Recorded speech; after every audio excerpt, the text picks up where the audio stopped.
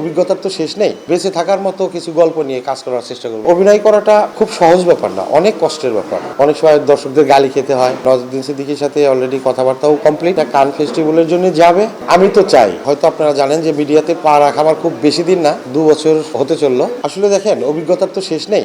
মিডিয়াতে আসলাম, চললাম, হাঁটতে হাঁটতে অনেক কিছু অভিজ্ঞতা হলো। সেই অভিজ্ঞতার আলোকে থেকে আমি যেটা বলবো যে এখন ফার্দার যে কাজগুলি থিঙ্কিং করছি, বিশেষ করে আমার নিজের একটা প্রোডাকশন হাউস রয়েছে জয় পাগল মাল্টিমিডিয়া, ওইখান থেকে যে কাজগুলি করব অবশ্যই চেষ্টা করব যেটা অন্তত দর্শক স্যাটিসফ্যাকশনের যে ব্যাপারটা বা কালজয়ী বা বেঁচে থাকার মতো কিছু গল্প নিয়ে কাজ করার চেষ্টা করবো ইনশাল্লাহ যদি আল্লাহ চায়। তো অলরেডি স্ক্রিপ্টিং হচ্ছে এবং এটা কান ফেস্টিভ্যালের জন্য যাবে, কাজটা হবে দেশের বাইরে। অলরেডি ওনার সাথে নজরুদ্দিন সিদ্দিকীর সাথে অলরেডি কথাবার্তাও কমপ্লিট এবং এবার গিয়ে আমি অলরেডি তাদের সাথে সিগনেচারও করে এসেছি। আই হোপ সো, যদি আল্লাহ কপালে রাখে, এটা তো আমার জন্য অনেক বড় সৌভাগ্যের ব্যাপার। খুব তাড়াতাড়ি ইনশাল্লাহ এটা অবশ্যই হবে। এটা আসলে ভাইজান শর্ট ফিল্ম, এখনো নামটা মানে সিলেক্ট করেনি। বেশ কয়েকটা নাম ওরা সিলেকশনের মধ্যে রাখছে, নামটা এখনো সিলেকশন হয়নি। সো যেহেতু ফেস্টিভ্যালে যাবে, আমি কনফিউজ কোনো নাম না বলি। আমি তো চাই যদি ভালো কিছু করতে পারি, বা এটা আমার অভিনয়টা আমার শখ, সম্পূর্ণই আমার শখের থেকে করা। অভিনয় করাটা খুব সহজ ব্যাপার না, অনেক কষ্টের ব্যাপার।